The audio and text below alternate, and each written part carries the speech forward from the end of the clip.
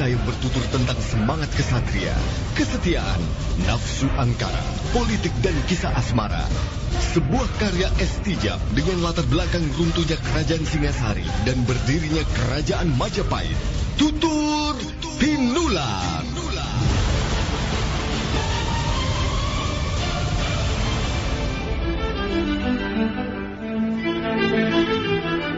Naskah ditulis dan diolah oleh Estijab, hiasan musik dan sutradara C. Ispriyonoka. Kali ini mengetengahkan episode ke-24 dengan judul Mendung Bergulung di Atas Majapahit. Dalam seri ke-719 ini didukung oleh para pemain Ferry Fadli sebagai Arya Kamandanu, Hari Akik sebagai Gajah Mada, Eli Ermawati sebagai Mesin, Pegis Paliama sebagai Wali Kadep, dan Asdi Suhastra, pembawa cerita. Selamat menikmati. Aduh, sakit pinggang, jalannya sempoyongnya. Boyok kuloro. Sakit pinggang jadi sembuh, minum Karol Super Pill. Aduh, rematik kuku mah. Sakit pinggang, encok, rematik. Minum Karol Super Pill. Buang air kecil jadi lancar dan sakit pinggang hilang. Aduh, sakit pinggang, jalannya sempoyongnya. Encok kuloro. Sakit pinggang jadi sembuh, minum Karol Super Pill. Karol Super Pill menghilangkan sakit pinggang, encok dan rematik. Produksi Artois Pharma. Baca aturan pakai. Pagi tiba dengan cerahnya. Cahaya matahari masih malu-malu menembus sela-sela dedaunan pohon hutan. Hijau burung terdengar bercengkrama ria, lincah melompat dari dahan ke dahan. Hewan-hewan penghuni rimba mulai menyuarakan kebolehannya. Arya Kamandanu terbangun oleh semilir angin yang mengalir masuk melalui mulut goa. Angin pagi yang sejuk dan dingin menyapanya ramah. Sudah pagi rupanya. Aku tidur nyenyak sekali. Semalam aku seperti melihat wujud Sakawuni. Dia menghampiri bayinya, lalu membelai dan menciumnya. Aku masih ingat benar apa yang dikatakannya dalam perjumpaan semalam. Ya, dia ingin datang apabila kerinduan selalu menggayuti hatinya. Wuni, aku tidak akan menduakan cintamu. Jangan khawatir, Wuni. Kau tenang-tenang sajalah di alammu.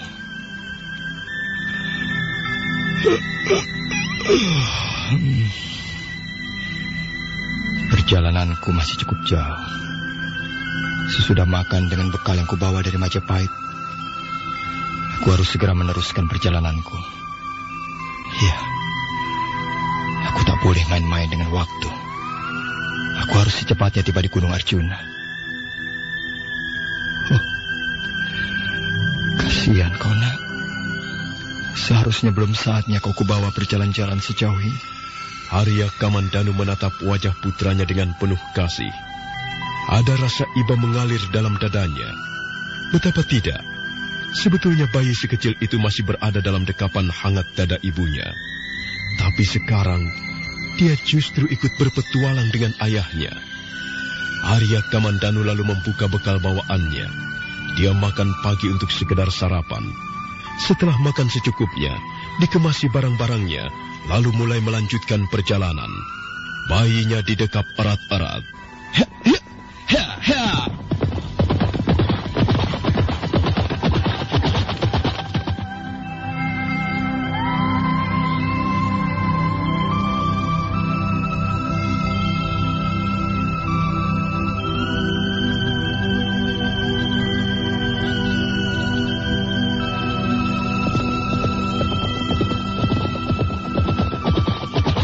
Arya Kamandanu memacu kudanya cepat-cepat. Dia tak lagi menengok kiri kanan ataupun belakang. Bagai orang kesetanan, Kamandanu terus melaju di atas kudanya. Dia tak berhenti jika Gunung Arjuna yang ditujunya belum lagi nampak di depan mata.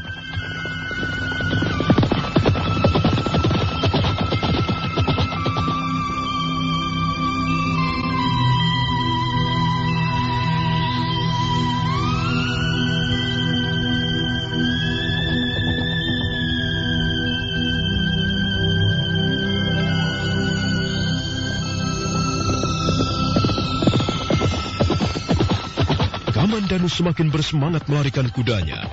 Dia tak ingin kemalaman di perjalanan, dan kuda berlari semakin cepat, sebagaimana dikehendaki tuannya. Tak lama kemudian, setelah melewati sebuah tikungan, Arya Kamandanu dapat melihat puncak Gunung Arjuna.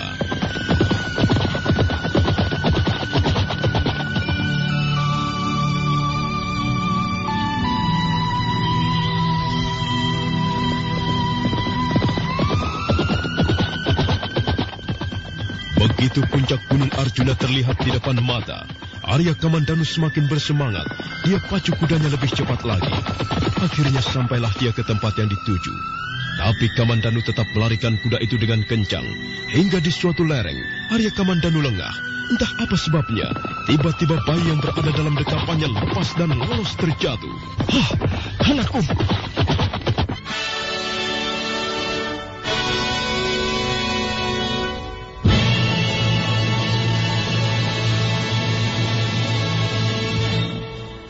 Arya Kamandanu menghentikan lari kudanya.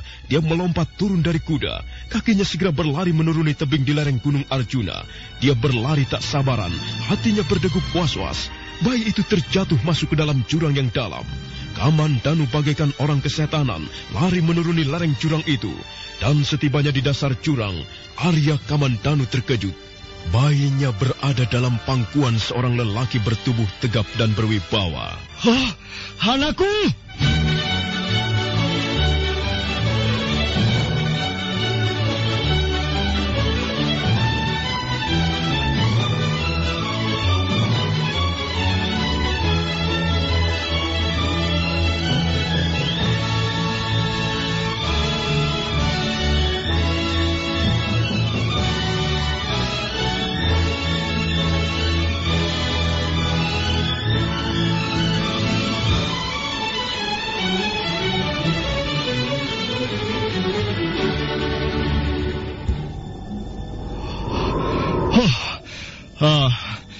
Siapakah Tuan yang perkasa?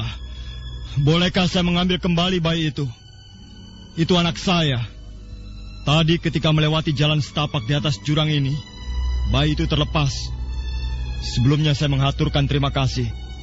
Karena tanpa adanya Tuan di dasar jurang ini, sudah tentu bayi saya tidak selamat. Lelaki tegap perkasa itu tersenyum ramah penuh wibawa. Dia menatap Arya Kamandanu dengan penuh persahabatan. Kemudian tatapan matanya beralih pada bayi yang ada di dalam pangkuannya. Nampak laki-laki tegap perkasa itu kagum pada bayi Kamandanu. Tuan yang perkasa, setulusnya saya menghaturkan terima kasih. Karena tanpa Tuan tentu bayi saya tidak selamat. Sekarang bolehkah saya minta kembali bayi itu? Dia anak saya, Tuan. Tolonglah, berikan bayi itu pada saya. Lelaki tegap itu kembali melontarkan senyumnya yang khas pada Arya Kamandanu. Nampaknya dia masih mengagumi bayi itu. Ditimang-timangnya dengan penuh kasih seorang ayah terhadap anaknya. Dibelainya dengan hangat, lalu dikecupnya dengan perasaan penuh syukur. Bayimu luar biasa, Tuan. Tidak. Dia baru saja berumur 7 hari. Masih lemah dan merah. Justru dalam keadaan yang masih seperti ini, aku dapat melihat bibit kesaktian yang luar biasa sejak lahir. Tubuhnya keras bagaikan baja. Tadi ketika dia melayang dari atas dan meluncur turun ke bawah jurang ini, dengan segera aku lompat ke atas untuk menyongsong menangkapnya. Dan sungguh luar biasa. Dia ini tubuhnya keras bagaikan baja. Terima kasih. Tapi tentunya Tuan bukanlah orang sembarangan, karena dapat melihat bakat kesaktian seorang bayi yang masih merah. Kalau Tuan tidak keberatan, serahkan kembali bayi itu pada saya. Dan tolong sebutkan siapakah nama Tuan yang perkasa. Begitu pentingkah sebuah nama bagimu? Setidak-tidaknya saya akan ingat nama itu. Karena berkat nama itu, bayi saya selamat. Aku orang biasa juga, sebagaimana halnya Tuan sendiri. Tak ada yang istimewa buat kau ketahui. Tetapi, kalau Tuan memaksa juga untuk mengetahui nama saya, sebaiknya Tuan sendiri pun menyebut siapa nama Tuan yang sebenarnya. Aku Arya Kamandanu. Oh, nama yang sudah dikenal di mana-mana. Siapapun mengenal namamu itu. Tapi tidak setiap orang dapat melihat wajahnya. Kabarnya Tuan adalah seorang panglima perang Majapahit. Oh, tidak, bukan. Saya orang biasa, rakyat jelata. Saya bukan Arya Kamandanu, panglima perang itu. Tuan tidak bersungguh-sungguh. Tuan telah berkata dusta. Bukan maksud saya menyandera bayi Tuan dalam pangkuan saya. Tetapi saya minta Tuan berterus terang. Dan bayi ini akan kembali pada pelukan ayahnya. Saya... Jangan takut, Tuan. Saya tidak mempunyai maksud apa-apa. Bukankah saling mengenalkan nama adalah sebuah kebijaksanaan? Tuan ingin mengenal nama saya dengan maksud agar dapat mengingat siapa penyelamat bayi Tuan.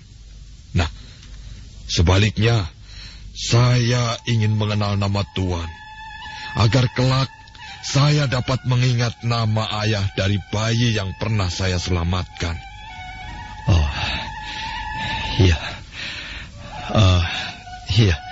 Saya memang Arya Kamandanu seperti yang Tuan maksudkan. Tetapi sekarang ini, yang berdiri di depan Tuan ini bukan lagi sebagai Arya Kamandanu si panglima perang Majapahit. Arya Kamandanu yang sekarang adalah Arya Kamandanu yang sudah menanggalkan pakaian dan jabatan panglima perangnya. Oh. Kalau begitu benar Tuan adalah Arya Kamandanu yang terkenal dan dikenal itu, bukan? Iya. Baiklah. Ambillah bayi ini. Silahkan. Terima kasih. Lalu, siapakah Tuan sebenarnya? Dan hendak kemanakah Tuan? Saya bermaksud hendak ke Majapahit. Karena Tuan adalah orang Majapahit, tentu Tuan dapat menunjukkan pada saya arah yang terdekat menuju ke Majapahit. Jalan terdekat menuju ke sana hanyalah melalui desa Kahuripan. Oh, terima kasih. Tunggu dulu. Ada apa, Tuan? Tuan belum menyebutkan siapa Tuan sebenarnya. Namaku Gajah Mada. Aduh, sakit pinggang, jalannya sempoyongnya. Boyong kuloro. Sakit pinggang jadi sembuh, minum karo super pil. Aduh, rematik kuku mah. Sakit pinggang, encok, rematik. Minum Karol Super Pil. Buang air kecil jadi lancar dan sakit pinggang hilang. Aduh, sakit pinggang, jalannya sempoyongnya. Encok kuloro. Sakit pinggang jadi sembuh, minum karo super pil. Karol Super Pil menghilangkan sakit pinggang, encok dan rematik. Produksi Artois Pharma. Baca aturan pakai. Gajah Mada. Baiklah, Tuan. Saya mohon diri untuk menuju ke Majapahit. Tunggu. Mari kita naik ke atas lereng jurang ini bersama-sama. Bukankah kuda Tuan ditambatkan di atas? Iya. Kuda saya ditambatkan di atas jurang ini. Tuan tidak keberatan, bukan? Kita berjalan bersama-sama. Tidak. Justru saya bangga dapat berjalan bersama dengan Tuan Arya Kamandanu. Keduanya kemudian berjalan bersama menaiki lereng jurang itu. Dalam perkenalan singkat itu, di dalam perjalanan mendaki lereng jurang, keduanya tampak akrab benar.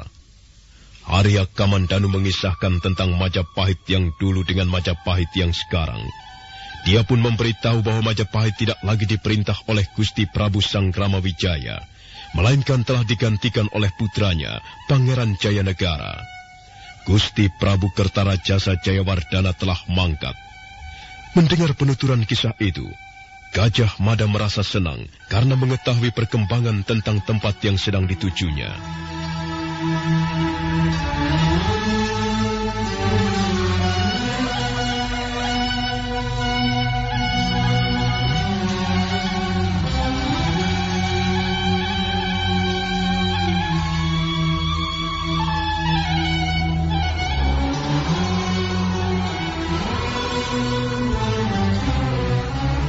Terima kasih, Tuan Kamandanu, atas keterangannya tentang Majapahit dan sekitarnya.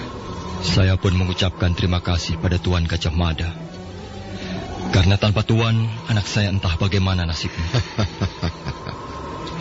Kita seperti sudah ditakdirkan untuk bertemu, Tuan Kamandanu. Oh, iya, saya sendiri hampir tidak percaya kalau dalam pertemuan sesingkat ini telah melahirkan persaudaraan yang akrab dan hangat. Baiklah, Tuan Kamandanu. Saya mohon diri. Semoga kita dapat bertemu kembali. Sekali lagi, saya mengucapkan banyak terima kasih atas keterangan tentang Majapahit dan situasinya. Kalau saya tidak bertemu Tuan Kamandanu, tentu saya tidak mengerti apa-apa tentang tempat yang akan saya tuju. Semoga para dewa memberkati perjalanan Tuan Gajah Mada. Lewatlah desa Kahuripan, Tuan. Baik, terima kasih, Tuan.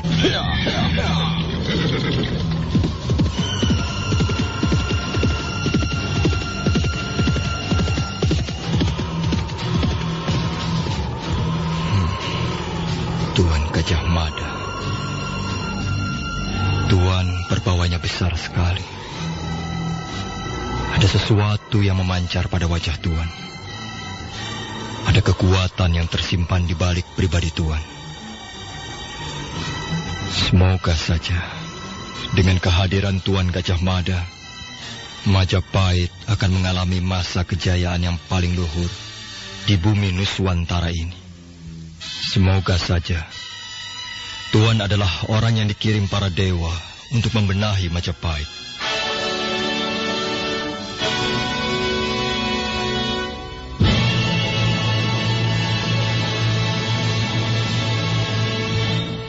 Arya Kamandanu masih diam di tempatnya semula. Dia berdiri mematung, sambil matanya tetap memandang ke arah di mana Gajah Mada pergi berlari dengan kudanya. Terus terang dia mengakui dalam hati bahwa lelaki perkasa yang baru saja ditemuinya itu mempunyai karisma yang kuat. Dalam dirinya seolah menyimpan kekuatan yang maha dahsyat. Kamandanu berharap kekuatan yang maha dahsyat itu kelak dapat menjunjung tinggi Majapahit di bumi Nusantara ini. Dan memang lelaki perkasa itu adalah Gajah Mada yang pada akhirnya akan membuat Majapahit besar dan jaya, di mana Gajah Mada sendiri menjadi Mahapatihnya. Di tangan Mahapatih Gajah Madalah, Majapahit menjulang tinggi namanya ke angkasa bumi Nuswantara.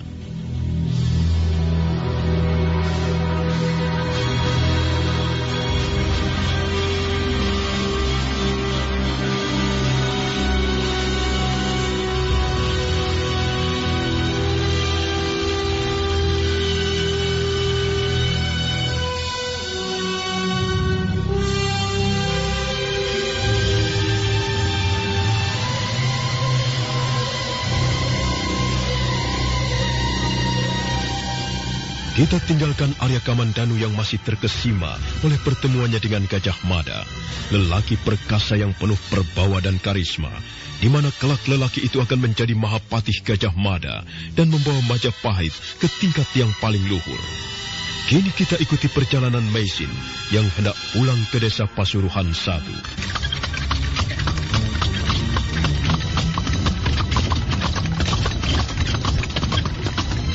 Wajah Maisin masih nampak murung. Kesedihannya belum juga pupus. Dia sudah cukup menderita selama ini. Tapi peristiwa demi peristiwa yang baru-baru ini terjadi semakin membuat hatinya pedih. Pertemuannya kembali dengan Arya Kamandanu di Majapahit, kegagalannya mengobati Gusti Prabu Sanggramawijaya, dan ketidakberhasilannya menolong Sakawuni. Terakhir adalah pertemuan yang baru saja terjadi di tapal batas kota Raja Majapahit.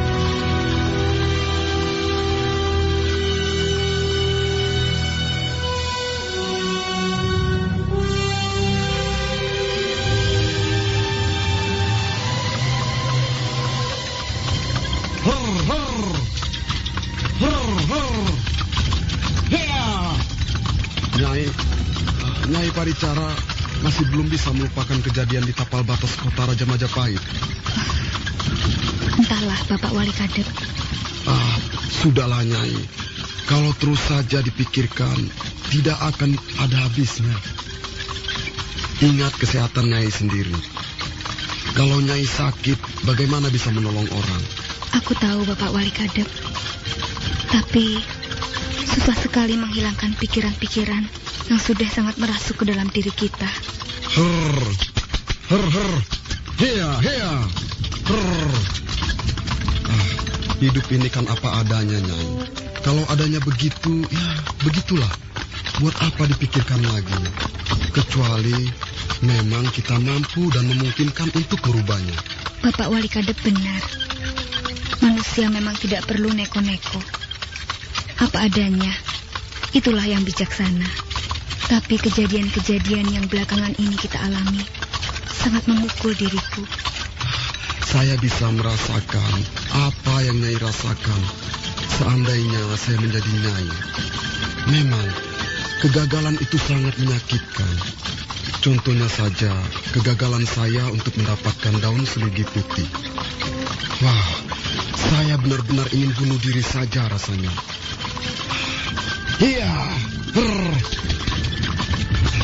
apalagi seperti Nyai. Yang jelas orang tabib tiba-tiba gagal mengobati orang penting Majapahit.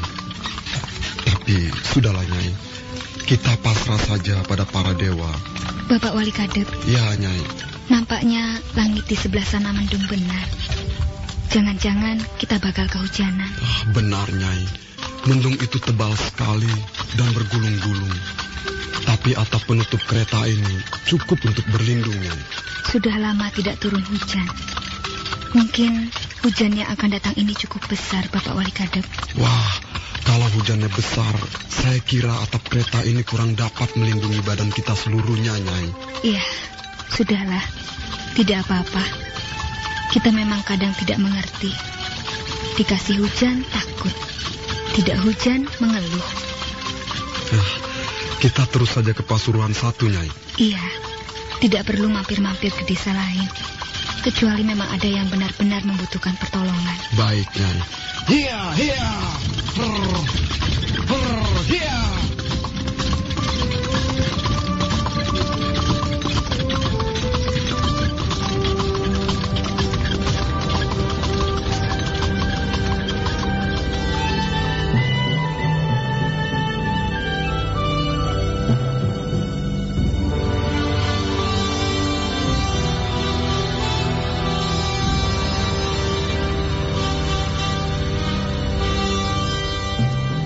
Kereta kuda yang ditumpangi mesin berderak-derak melewati jalanan berbatu. Wali Kadep mengendalikannya bersungguh-sungguh agar cepat sampai ke Pasuruan 1.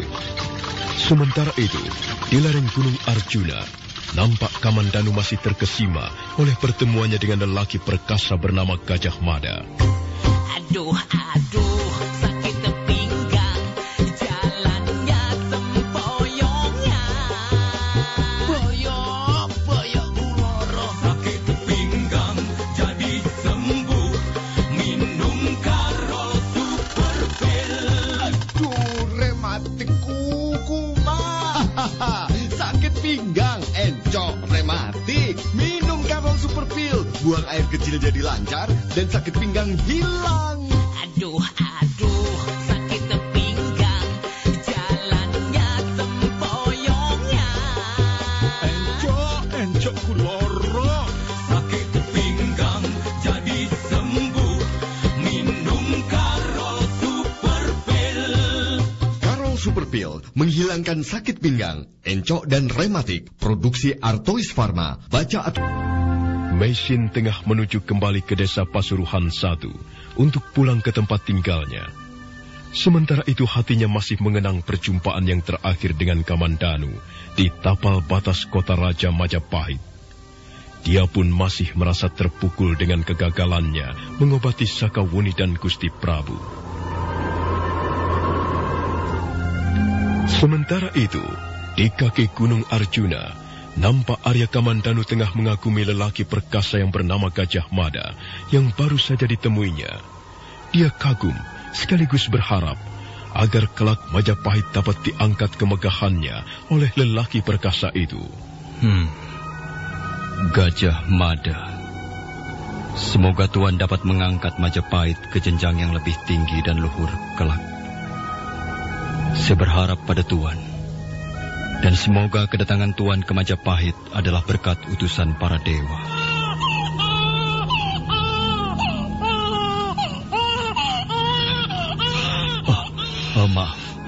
Maaf anakku.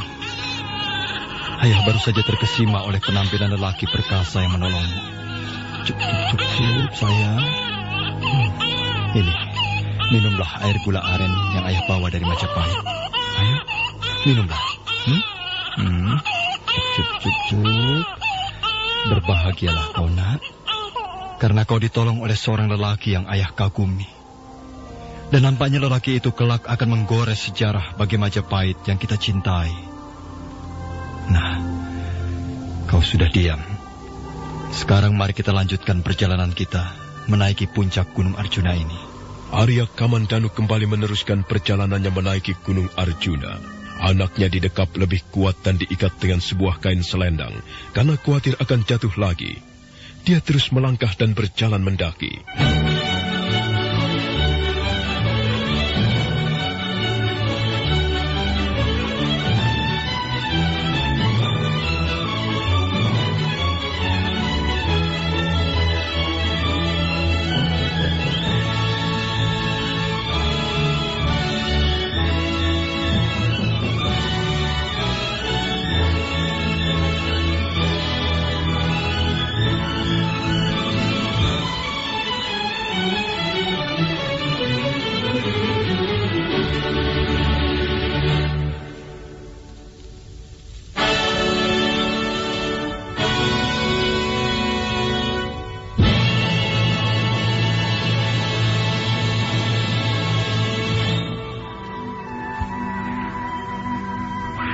Dari kaki gunung di mana anaknya jatuh ke dalam jurang, kini Kamandanu telah memasuki hutan lebat di bagian punggung Gunung Arjuna.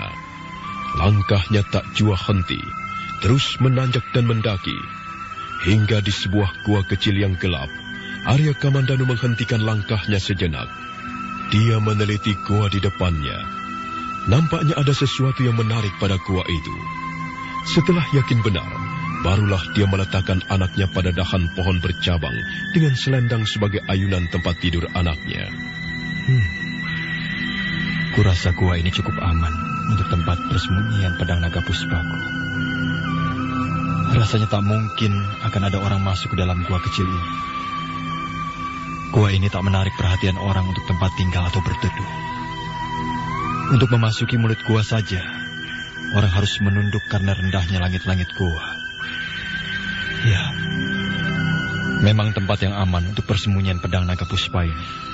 Kamandanu terus memasuki gua dengan menunduk. Gua itu kecil lagi sempit. Dia terus menelusuri kedalaman gua itu.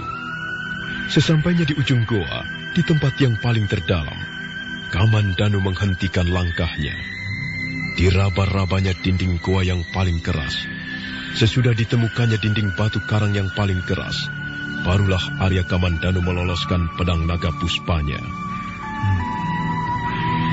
Disinilah akan kusemayamkan pedang yang selama ini selalu menemaniku kemanapun aku pergi, dimanapun aku berada.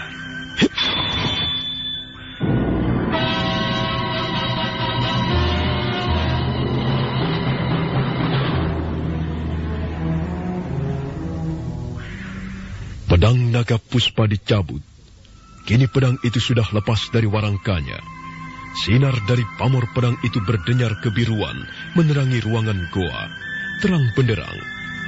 Arya Kamandanu mencium pedang itu sejenak, lalu meluncurlah kata perpisahan dari mulutnya.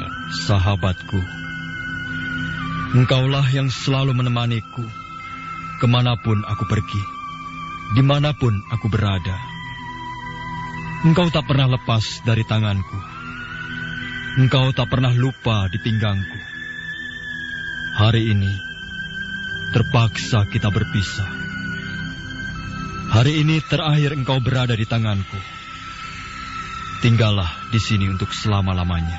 Selesai mengucapkan kata perpisahan dengan pedangnya, tangan Arya Kamandanu bergerak hendak memasukkan pedang itu ke dalam batu karang yang paling keras. Tapi mendadak dia mendengar suara pesan-pesan gurunya. Ku beri nama pedang ini Naga Puspa. Selamatkanlah dia.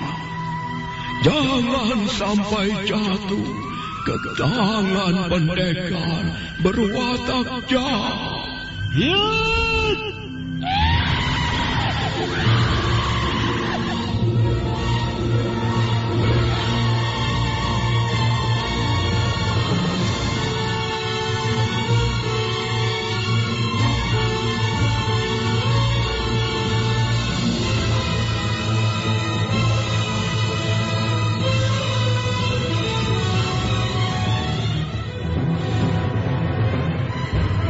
Serentak pedang Naga Puspa menyeruak masuk menusuk batu yang paling keras di dinding gua itu. Arya Kamandanu menggunakan kekuatan Naga Puspa Kresna dan menancaplah pedang itu untuk tinggal selama-lamanya di sana. Tak seorang pun akan mampu menarik pedang itu untuk diambil atau dimilikinya. Tenang-tenanglah kau di sini, sahabatku. Jangan seorang pun boleh memilikimu. Kau terlalu berbahaya untuk dimiliki pendekar-pendekar berwatak jahat. Kau terlalu menggoda bagi pendekar-pendekar yang cinta kebaikan dan kebenaran. Tidak. Tak seorang pun boleh memilikimu. Sahabat, aku pergi sekarang. Anakku terlalu lama menunggu di luar. Selamat berpisah. Arya Kamandanu kemudian melangkah keluar menuju mulut goa. Hatinya lega dan tentram. Dia tidak perlu khawatir pedang itu akan jatuh ke tangan pendekar lain. Pedang Naga Puspa telah menancap menyeruak masuk ke dalam batu karang yang paling keras. Hanya tinggal gagangnya saja yang masih kelihatan menyembul di luar dinding karang.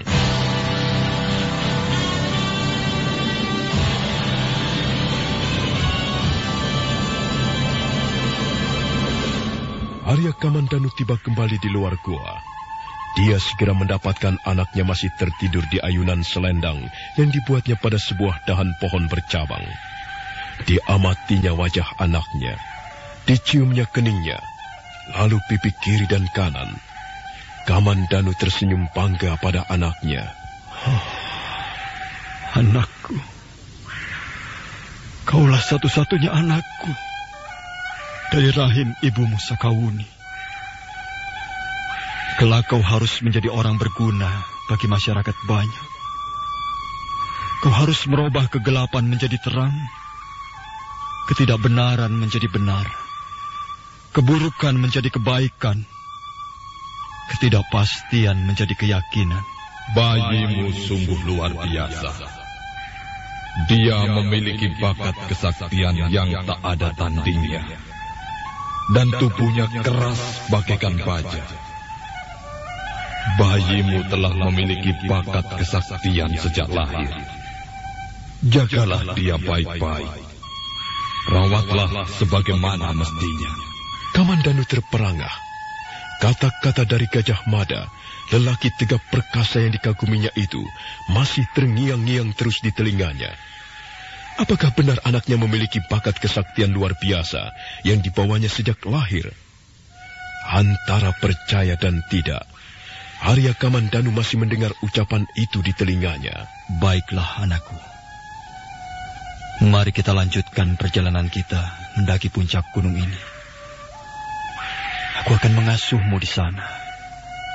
Aku akan merawatmu dalam ketenangan dan kedamaian alam ini. Alam adalah pemberian Sang Hyang Widi pada kita. Maka selayaknya bila kita menikmatinya dengan penuh kedamaian. Antara kita dan alam harus menyatu, anakku. Sebab alam yang ada di luar diri kita, dia ada juga di dalam diri kita. Jadi, alam di luar dan alam di dalam adalah satu.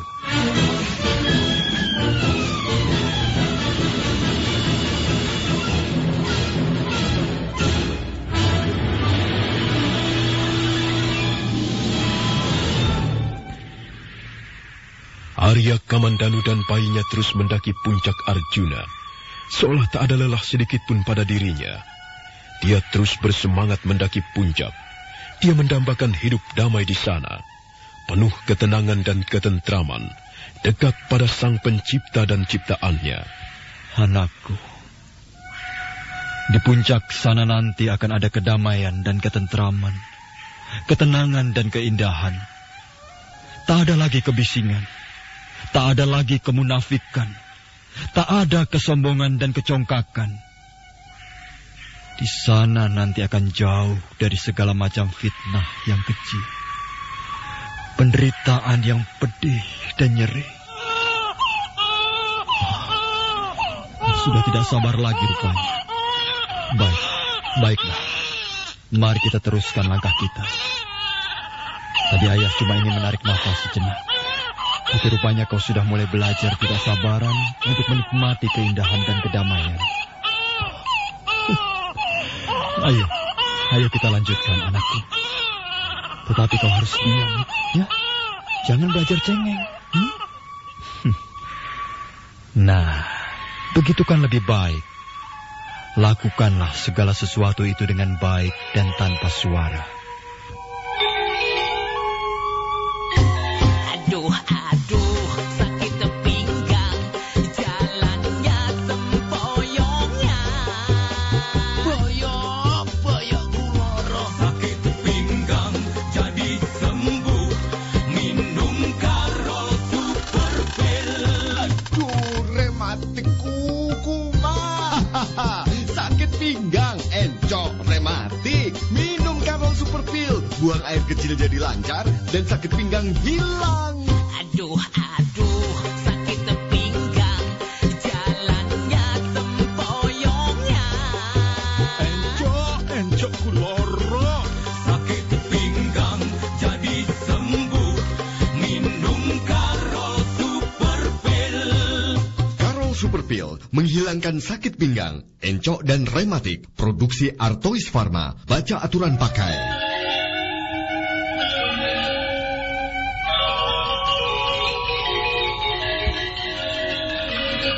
Puncak Gunung Arjuna tersenyum ramah menyambutnya.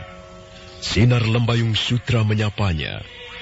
Akhirnya Arya Kamandanu bersama bayinya sampai ke tempat yang didambakannya.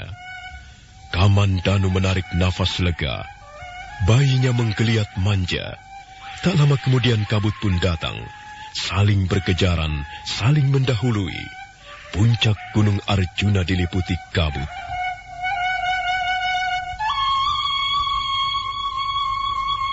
Dan di sana, di atas puncak Gunung Arjuna, kabut yang tebal telah menutupi dan menyembunyikan tokoh ternama. Seorang tokoh yang cinta akan kebijaksanaan, kejujuran dan kebenaran. Seorang tokoh bekas Panglima Majapahit yang sangat ditakuti lawan maupun kawan.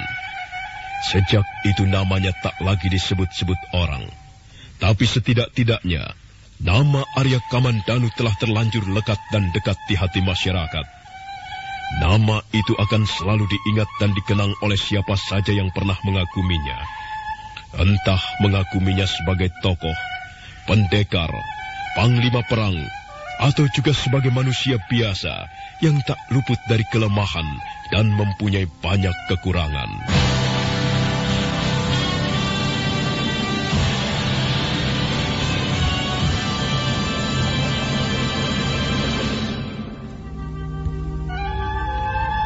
Kita tinggalkan Arya Kamandanu dengan segala kenangan yang melekat pada dirinya. Kini kita berpindah pada sosok seorang peminta-minta berpakaian compang-camping tidak karuan. Langkahnya lunglai dan tersaruk-saruk. Kadang kakinya terantuk batu, akar menjalar, ataupun lubang kecil di hadapannya.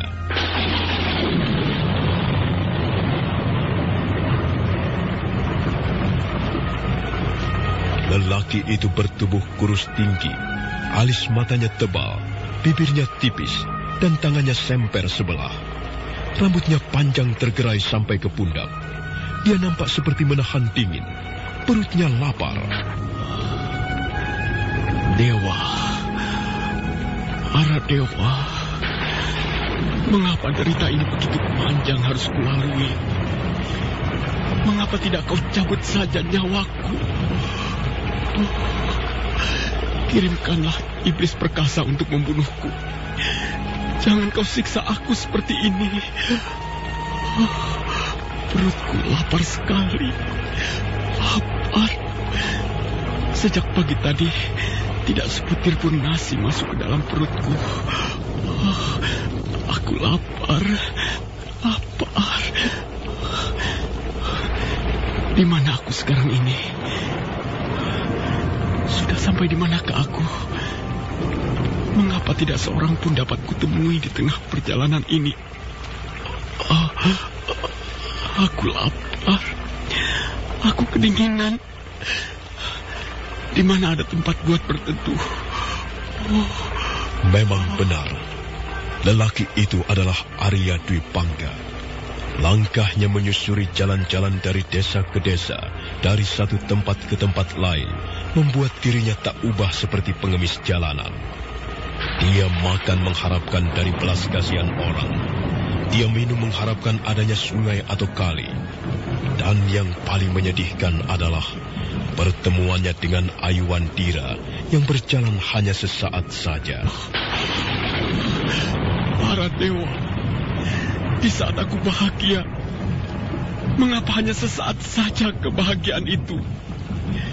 Baru saja aku begitu bahagianya dapat bertemu dengan Ayuandira anakku. Mendadak kebahagiaanku kau rampas kembali. Para dewa, ampunilah aku. Aku bertobat sungguh-sungguh. Perutku sakit sekali. Badanku dingin sekali. Sampai seperti hendak membeku. Dan air hujan jahanam ini, mengapa tidak juga berhenti? Perutku sakit. Sakit sekali. Aduh. Dwi Pangga tak kuasa lagi menahan sakit perutnya yang kosong karena belum terisi nasi. Belum lagi dinginnya air hujan yang mengguyur. Dia terjatuh di jalan becek tergenang air. Seluruh tubuhnya menggigil kedinginan.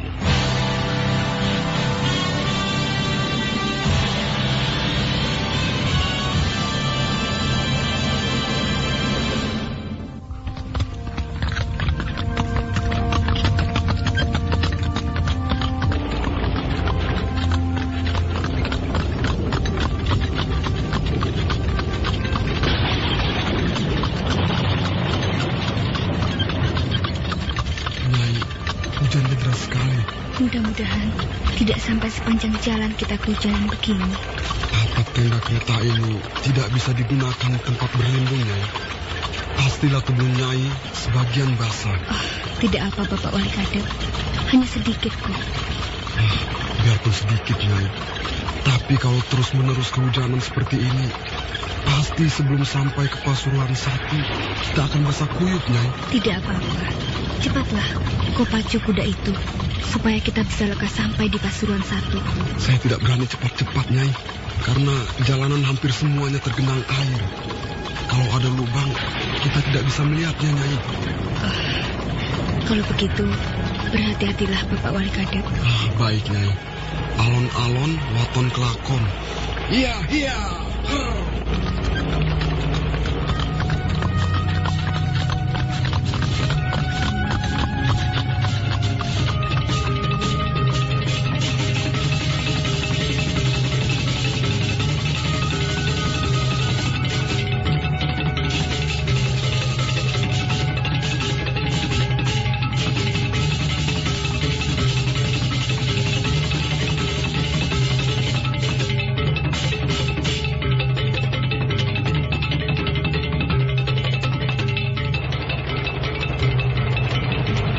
Maisin dan Wali Kadep ditimpa hujan sepanjang perjalanannya menuju desa Pasuruhan 1. Tenda pada atap kereta tidak seberapa lebar, sehingga air hujan sempat memercik ke tubuh mereka. Tenda atap kereta itu hanya sebagian saja yang bisa menutupi, sedang bagian belakang masih membuka lebar. Ketika mereka tengah disibuki oleh air hujan yang tampias ke tubuh mereka, tiba-tiba Wali Kadep berseru tertahan. Oh, Nyai, apa yang terbujur di tengah jalan itu? Nampak sesosok tubuh manusia, Pak Wali Kadep. Untung saya melihatnya, Nyai. Kalau tidak, tentu sudah tergilas oleh roda kereta kita. Oh, pelan-pelan, Pak Wali Kadep. Kita hampiri tubuh itu. Sepertinya orang itu tengah pingsan. Kasihan dia, kehujanan dan tubuhnya terkena air. Ayo, hampiri dia. Baik, Nyai. Iya.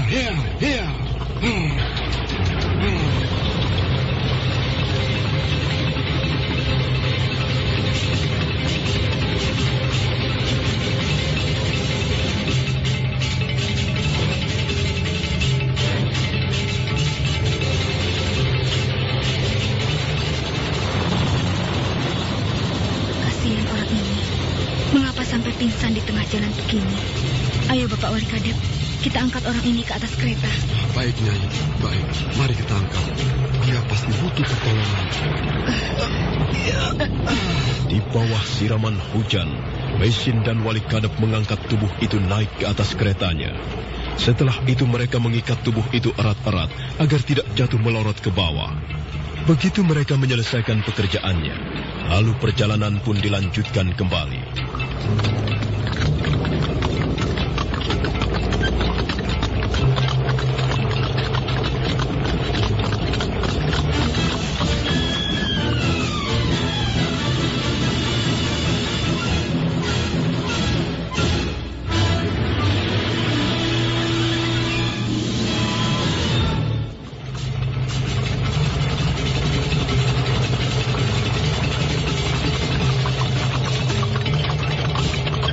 Hujan semakin deras bagai dimuntahkan dari langit. Langit gelap, pohon-pohon basah, jalanan tergenang air. Alam bagaikan sedang murka. Halilintar menyambar. Jika alam sedang murka, manusia seolah-olah tak ada artinya.